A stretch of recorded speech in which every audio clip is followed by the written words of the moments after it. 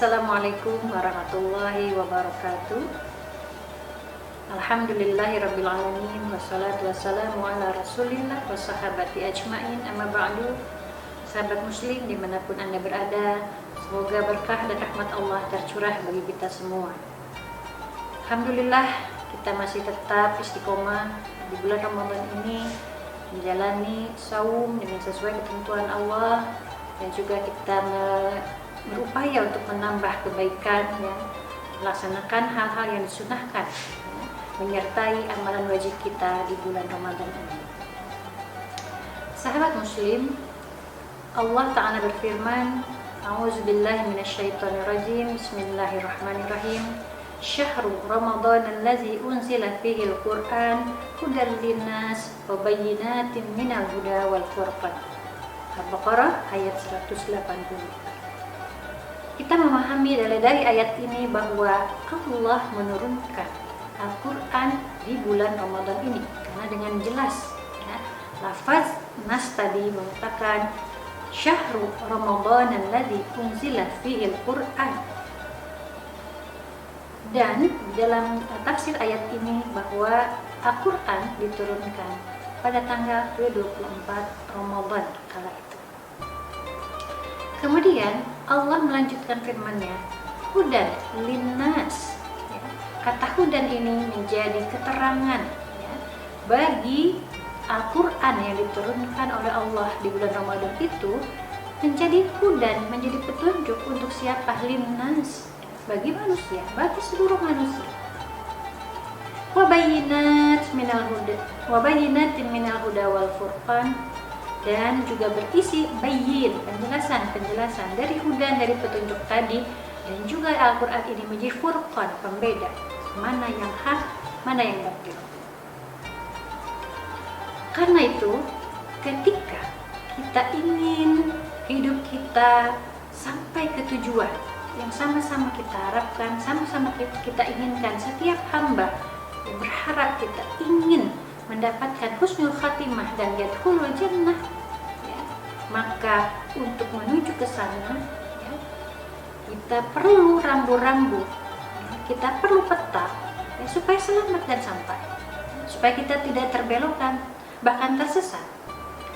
Nah, karena itu Allah turunkan Al-Quran untuk menjadi rambu-rambu itu, ya. Bila Al-Quran itu juga selain hudan, dia menjadi ada juga bayinat, ya, penjelasan.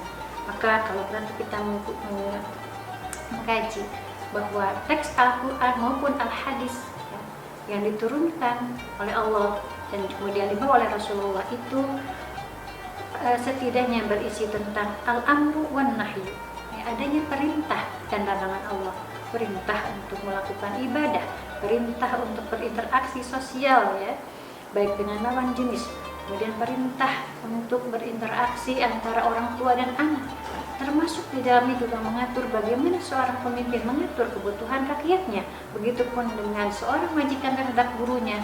Di sana ada perintah-perintah untuk menjalankan semua interaksi manusia tersebut. Dan kemudian juga di dalamnya ada larangan, ya. Al-Quran As-Sunnah menjelaskan tentang tidak boleh memakan harta anak yatim, tidak boleh melakukan riba, tidak boleh berzina, tidak boleh minum khamr, tidak boleh menzalimi orang lain dan seterusnya, ya. Nah, al-amru wan nahyu dalam Al-Quran ada perintah dan larangan. Juga kemudian dalam Al-Quran itu terdapat dalil-dalil atau nas-nas yang kita bisa memahami bahwa perintah itu berlaku untuk seluruh, ya, umat manusia. Ada hukum umum dan hukum khusus. Kemudian juga dalam Al-Quran ada hukum yang sifatnya mujmal, ada juga yang mubayyan, ada yang kemudian mutlak, ya, ada juga yang muqayyad, dan juga ada hukum-hukum yang dinasah, yang menasah, dan juga yang mansukh. Insyaallah sahabat muslim, jika kita diberi kesempatan untuk terus menuntut ilmu, kita akan memahami dan mendapati bahwa sesungguhnya Al-Quran As-Sunnah ini syarat dengan hukum, ya, dengan rambu-rambu tata cara hidup kita menuju keselamatan di dunia maupun di akhirat kelak. Sahabat muslim, selain Al-Quran sebagai petunjuk hidup, Al-Quran dan As-Sunnah juga sebagai sumber hukum, ya. Sehingga nas-nas atau dalil-dalil dalam Al-Quran dan As-Sunnah ini bisa kita gunakan, bisa digunakan untuk menyelesaikan seluruh persoalan manusia, untuk menyikapi seluruh peristiwa yang terjadi, maupun bisa digunakan untuk menghukumi apapun ya yang di masa Rasul, di masa sahabat belum terjadi atau belum ada hal tersebut ya.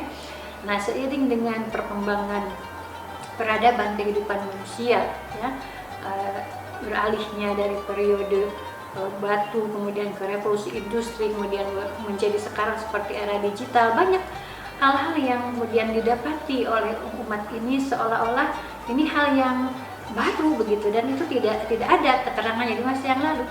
Tetapi Allah telah menyampaikan pada kita bahwa di dalam Quran itu selain sebagai hudan, tapi wabayyinatin minal huda, di sana ada petunjuk-petunjuk, penjelasan bagi umat ya, bagi para hamba, bagi hambanya saat ini untuk bisa menyikapi semua peristiwa dan fenomena maupun hal-hal baru yang berkembang di era kekinian ya. Nah, karena itu bulan Ramadan ini kita tidak hanya sekedar memahami oh ya Al-Quran diturunkan pada bulan Ramadan dan kita hanya memahami untuk dibaca saja karena itu pahalanya banyak sekali, luar biasa. Tidak cukup itu, tetapi kemudian kita meyakini, memahami bahwa Al-Quran itu adalah hudan, petunjuk ya, yang harus kita pakai, harus kita gunakan ya. Dan di dalamnya banyak sekali penjelasan bagi umat manusia, dan juga pembeda mana yang baik dan yang buruk, mana yang hak, mana yang batil, agar kita tidak terjerumus ke dalam jurang kezaliman ya, dan tentu saja kita selamat dari api neraka. Sobat muslim, semoga bisa dipahami dan kita diberikan istiqomah ya, komitmen ya untuk terus mengkaji Al-Quran, karena di dalamnya ada petunjuk untuk keselamatan hidup kita. Baik, billahi taufiq wal hidayah.